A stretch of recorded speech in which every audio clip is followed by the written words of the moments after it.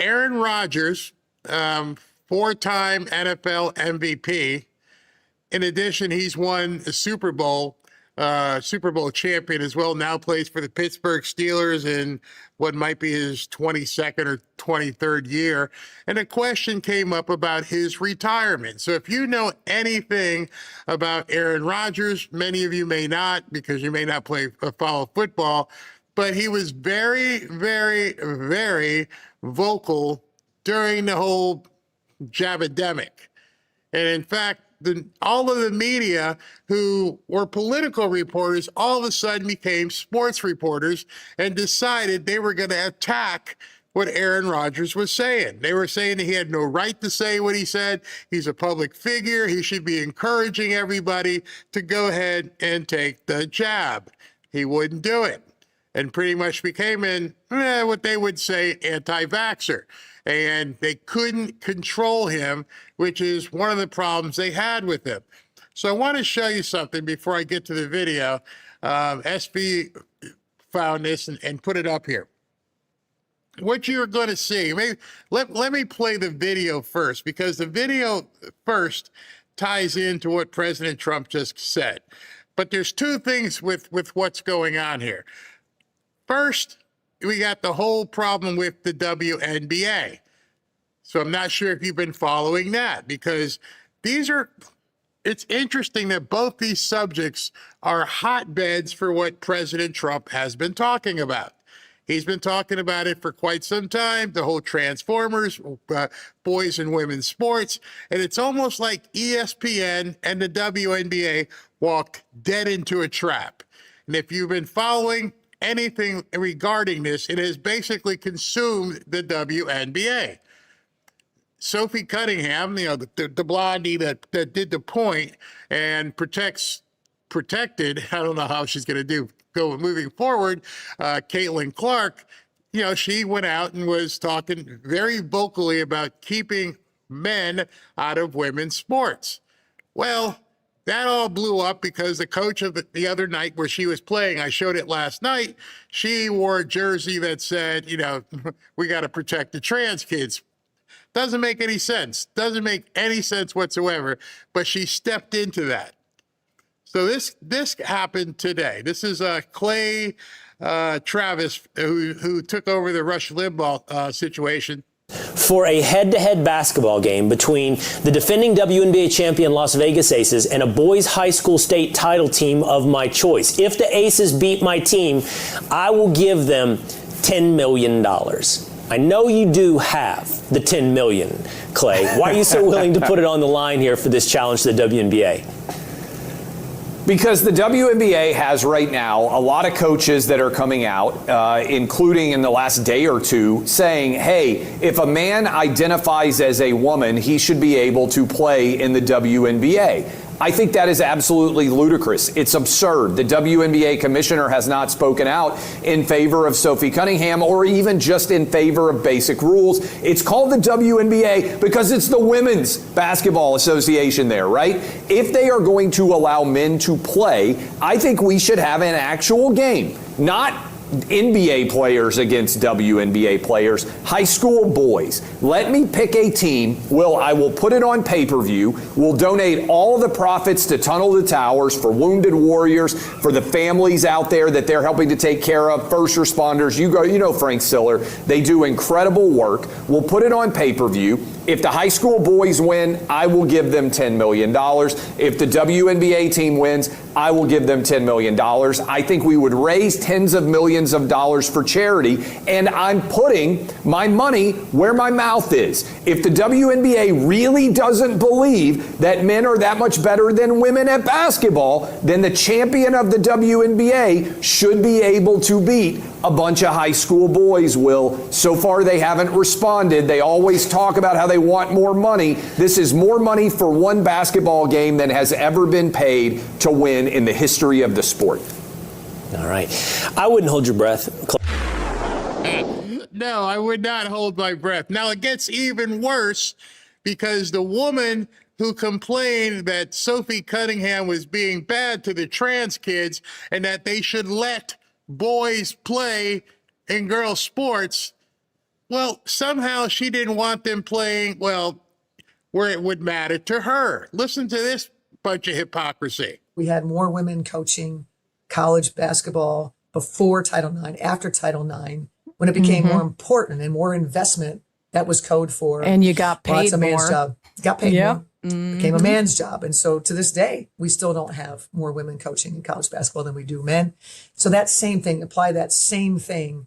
When 2 years ago, we lost 7 WNBA coaches, right? They got fired because all of a sudden this money, became more, the WNBA blew up, valuations of franchises, right?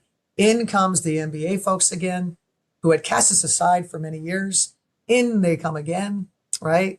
Now they want their franchises back and that sort of thing. It's more important again. And then we have more men. When we have NBA people. Okay, so understand what she's saying. She's upset because more men came into the WNBA coaching positions. The men saw an opportunity, saw some money, and they decided they were going to basically boot the women out and begin coaching in the WNBA. She doesn't like that. We should get the men out of here. So she does understand that, she's at a disadvantage coaching against certain, people who have weenies. And she doesn't like it. Funny, she doesn't want that for her own players. Becky Hammond being successful, Yeah. Could lead to that. But like you said, I have no problem with a larger pool. I would love for the NBA to have a larger pool for their head coach candidates and for them to be women of color, et cetera. We got to keep working. It's not about color or sex. It's about who can win. That's why your league absolutely sucks. There's no other sports league where this drama just continues year after year with a bunch of black lesbians beating up on the little white girl and then having problems because it's insane. You either want to play games and win or you want to be a social activist league. You can't have it both ways. Most people get into sports so they can win, not because of the color of their skin. At it, I believe we need a task force for women of color, that we need to get on this right away, and we can't let this happen. Some version of the Rooney Rule, in addition to a rule that we put in a few years ago where we had to have a former player on our front of bench staff.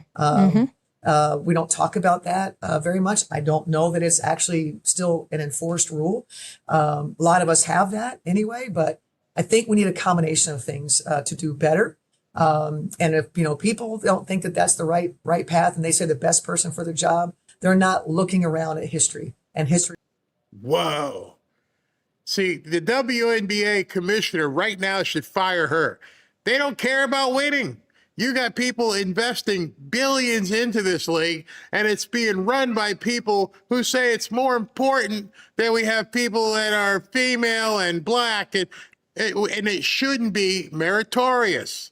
And she's the coach. That's insane. Absolutely crazy. So that happened there. So let's continue with the other thing that happened in the sport. You've been very open about coming back for this year, last rodeo, and you talked about your wife saying, hey, have another year. Mike McCarthy being here, obviously a big deal. Can you tell us about the mindset of coming into your last season? Like, that's a real thing, it feels like, because is everything better? Is everything funner? Is everything more awesome? Like, how do you kind of view this year versus maybe the years of the past? I'm going to plead the fifth. Okay. All right, some of you guys who don't understand the significance of what just happened. Again, Aaron Rodgers, 4-time NFL MVP, obviously first ballot Hall of Famer, Super Bowl winning quarterback. Pat McAfee, arguably the biggest podcast in the world, also simultaneously broadcast on ESPN. Huge audience. And they bring on Aaron, and the first thing he says, I'll take the fifth. This isn't by accident. It is not by accident. This is where SV's post that he sent me from clandestine. I want to show you this. He said, this is big. Despite the Fauci hearing not getting much attention from the left-wing media, it still has been disseminated to the masses via social media, and now it has permeated into sports in a big way, which is one of the pillars of American culture. Been telling you, once we turned into August, things were going to change. And here we are, just August 3rd, the first Monday of August, and bam, right out the gate, all this stuff seems to happen. So everybody's talking about boys playing girls sports. Now everybody's talking about what Fauci did. Oh, it gets better. I'll come back to Clandestine's post, but you need to hear a little bit more of this. Okay. Like Gotta love that guy. Okay. Like that absolute coward, Tony Fauci. Absolute coward. Yeah. Hey, it's back, Are baby. you kidding me? Yeah. 111 You got times. a pardon and you're in front and you pleaded over 100 times Yeah. at the White House. What are you scared of, Tony? Yeah. I thought you were the science. Yeah. Yeah. I thought you were I am science, and you get up there and you can't answer a question. Yeah. What are we it, doing? baby. And how much time did the network spend to that? How much time did they spend on my responses every week, on my vaccination status, on Taylor and Travis's wedding? Listen to the crowd. This is in Pittsburgh Steelers football fans, not necessarily MAGA, not necessarily Republican. Football fans are all now cheering as he says this. And by the way, this cut went everywhere today. It was just completely viral as he completely eviscerates Anthony Fauci. Did they do even a minute? Did they do even a minute on Tony Fauci? No, I don't think I've heard Nah, I anything. bet they didn't. But on that note, And there was another scandal this offseason, too, involving a voter for MVP, for Coach of the Year. How much time did your network spend? Where's your camera? Did your network spend on our that? network. I wish I How much time did you Go back spend? to Fauci. I wish How I much was time? Fauci. So off to the left is a bunch of other football players, and they said he started to talk about something in the sports writer world, and they're like, no, go keep going on Fauci. They're like, forget that story about the voter who wouldn't vote for the Hall of Fame or whatever. That's not what we want to hear. Tell us more about this Fauci stuff. This is awesome. Hey, Tony, go back to Fauci? Yeah. Go back to the coward Tony Fauci and his science? Hold on now. Who's spending the entire time writing in his diary about how fun it is to be famous? You got to be kidding me. Okay, so on that note, What are you going to say about me now? Debate him, What are you going to say debate about me him. no, now? I got no debate here. You had a 500. No, seriously, what are they going to say about me now? Now that you can't talk about the COVID stuff because obviously it was made, in a lab in China. That's like not even questionable anymore. Tony. I can't let you guys know how big this is. This isn't Barry's podcast. It's not Benny's podcast. It's not Ben Dykes. It's not Dan Bongino. This is Pat McAfee's show. This is Pat McAfee broadcasting also on ESPN at an NFL facility. And you can't muzzle this future Hall of Famer, and he's off into it. He is just ready to just rip him. This is way beyond any of us political podcasters. We don't have nearly the audience of Pat McAfee. Pat McAfee is even bigger, you could argue, than even Joe Rogan because of the fact that he also has his own show on ESPN at the same time. So now going into football season, you have him blasting this out, and it's everywhere. And it's just what we needed to turn the corner. What's his name? Clandestine says here, despite, the truth has been broken containment. It's gone. There is no more containing this. And now even Disney captured ESPN is being used to broadcast what they used to consider dangerous content. You weren't able to talk about this. It was disinformation. It's everywhere. The entire world saw that cowardly little rat Fauci refused to answer questions for the American people. And now the COVID scam is becoming more and more ingrained in the collective consciousness. The Overton window has shifted. No, I'm going to disagree. The Overton window did not shift. It was broken. It was shattered. It is no longer in existence. The amount of people who heard that when it was live and the people who were hearing it rebroadcast. And now it's only acceptable. It's now becoming not only acceptable to dislike Fauci, it's becoming encouraged. That's a big turn. Now, even if you go against these people, you're going to commit media suicide. So you could always go after some little podcaster and you can take your high and mighty, stance up there.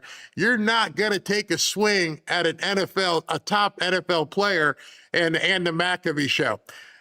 People are making plead the fifth jokes everywhere, even in non-political spaces. Imagine showing this clip to someone in 2020. It would scramble their brains. This just goes to show how far we have come in the ongoing informational, psychological, spiritual war.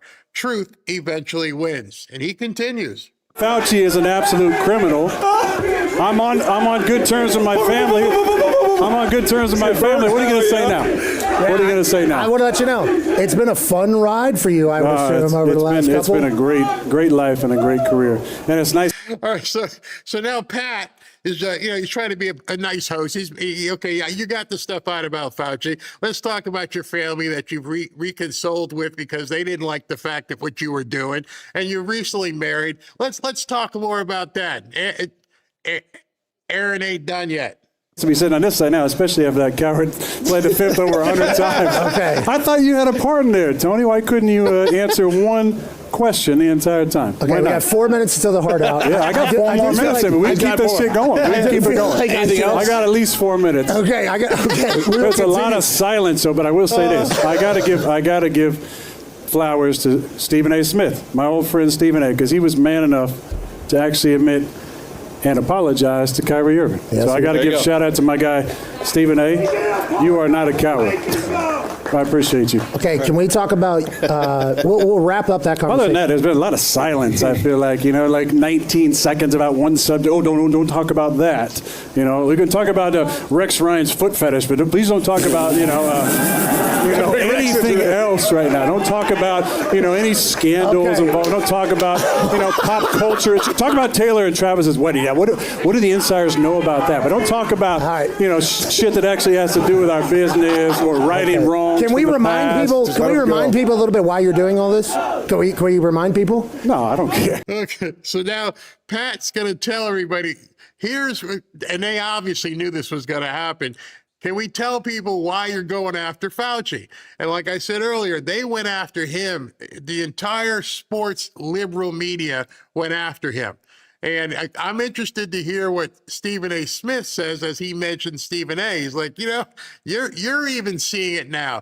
So the culture border has been completely obliterated. And now everybody is understanding this Fauci guy screwed us all over. Okay, so in 2020, we were there for all of this. 2021. Sorry, 2021. It really went down. Okay, there was a 500-page report. Twice. That Aaron looked into with many doctors about his body and said vaccination. Now, that became a talking point of COVID, I believe, around the entire globe. And the only reason why I know that is because I was coming on the show every week. I was called a murderer because I was platforming Aaron Rodgers, who was making the decision that was best for himself. So as soon as I see all this start happening with Fauci, I knew that, boy, you were certainly having a time because your name was slandered. You were called a murderer. You were called a lot of things. I was endangering my teammates and this and that. Now look what happened. We talked about they suppressed early treatments. They lied about where it came. See, this isn't some newscast. And he's just putting it all out there. They suppressed the information. They did this. They did the gain of, I can't overstate how big this is. And you can tell how big it is because of the tight lips that you'll see in the liberal media. You won't see any of them talking about it because they can't put this genie back in the bottle. And the NFL, I don't know how the NFL is going to react. I don't know how Disney's going to react. This was broadcast live on ESPN. From Tony Fauci's writing in his journal about, I don't want to, create any vaccine hesitancy if I tell them what the actual stats are. How many papers have been written? How many McCulloughs and Malones and all the great doctors out there who actually did, He mentioned McCullough and Malone. The guy knew his stuff. He knew back then. I'm a professional athlete. I am not putting this crap in my body. I get paid way too much money. My body is my weapon. He had his Achilles heel rupture like 2 years ago, and they made fun of him. They just trashed him completely, and now he's got the comeuppance. treatment on the front end and repurposed drugs that are the safest profiles in the world. But no, Tony Fauci pushing his medicine just like he did back in the 80s. And now when you have an auto pen pardon. Hey, Jay, you know what happened. He went to the auto pen. Oh my! I'm surprised that the network just didn't go dark. I'm surprised that they just didn't go cut it. You have an auto pen pardon, 2 minutes. but and you can't answer one question. Hey, now, real quick, not even your name. Come on. What do we do? Can we do this real And how quick? much time did the network spend on that? Hey, can we do something for you real quick? How much time? Hey, can we do something for you real quick? Yeah. Hey, way to stand on your truth throughout the entirety of that thing. Well, I feel honestly. great about it. Congratulations. Yeah, you should. I feel great about it. Congratulations. I told you I'd be on the right side of history when I had that mustache that we were in New York. Yeah, but you had That that Halloween party, though, that killed a lot of people, remember? You had that Halloween party. Oh, that killed a yeah. bunch We of were a people. 10,000 square foot warehouse with 21 people. And, the I Am Science says 6 foot of distancing. That'll be a good thing. If we can scare them enough, they'll probably take this vaccine that's had 0 trials done for it. You have no idea what the consequences are. There's no informed consent. You can't even look at the insert to know what you're doing. They're not even, pulling the plunger back to make sure that they got it in the right spot in the arm. Like, what are we even talking about here? The insanity. I sat here amongst a lot of actually brave Americans who avoided the $1 trillion propaganda campaign that was hijacked on the American public. And look at us. I want you to imagine right now, you're a Disney executive, and you're like, what do we do? Well, we can't pull the plug on Pat. His show's too big. We pay him $60 million. Oh, what do we do? Oh, gosh. And then the NFL's online. Hey, the NFL's on line one. We can't touch it. We finally have somebody bigger than Fauci. We have somebody who has a much bigger megaphone than any of the CNNs or MSNBCs or any. They went to the top. And he blasted all this out. I mean, just blasted it all out. And the fans back there like, yeah. Oh my gosh. That exemplified to me what I've been saying to you guys for months. I didn't know this was going to happen. I had no idea that when I kept telling you, guys, watch what happens as we turn the calendar to August. You guys can go back and look at my old shows. I was probably the only person saying it. I'm like, the eyes are going to shift. We're going to be looking at football. And I had no idea that Aaron Rodgers was going to come out here and nuke the liberals. Now game on. Now they're going to be, I'm sure one of these guys is going to come out and talk about the socialists. It's going to be, they can't stop it. And the NFL can't stop them. Obviously, here's a Hall of Fame soon quarterback, and the floodgates are now open. We now have the opportunity to completely say everything we couldn't say for quite some time. I don't have Pat's platform. I definitely don't have Aaron Rodgers' platform, but I can tell you, and you'll start seeing it, people are going to be talking about this and everything else. Go to hell with your boys and girls sports. That's not going to happen. All of it. It's done. And I knew it was going to happen as soon as football season. A lot of people would text me or email me like, Barry, how can you be so sure? Because you got people who were affected, who have big platforms, who have too much to lose to have the government and the liberal media mandating what they should or shouldn't do. Game over. And so you tell me what you just heard. If you guys don't know football, maybe go look up and see how big this is. And those of you who do know football, tell me how the liberals are going to put that genie back in the box, even after RFK Jr. crushed Dana Bash last night. Whew. Great time to be alive. That's why I'm so psyched. I am so pumped.